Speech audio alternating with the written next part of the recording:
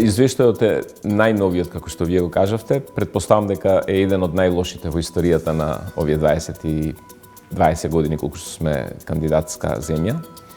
И можеше да се очекува, затоа што во минатата година и пол оваа влада јасно стави до знаење дека одстапките за промена на уставот нема да ги направи. Мислам дека забелешките ги имало секогаш и тоа за подобрување на системот.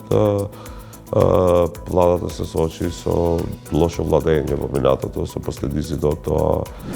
Дали ќе направат критични потези за иднината на Македонија добри, а за нив не толку добри, ќе видиме. А во однос на ДУИ, значи, ќе го повторам, жалам што е во вакво дередже, во ваква ситуација, но мислам дека веќе немаат ни енергија, ни волја за длабоки реформи. Што ќе се случеше ако Цеца Раžnjatović на себе нагрнеше косовско знаме во центарот на Белград? На Ушче или на Маракана? Не знам дали ќе жива ќе се симнеш од сцена. Зошто еден по еден демонстративно не се свртеа сите и диде за да напуштат салата? Зошто? Не е повредено македонското национално чувство, македонската гордост?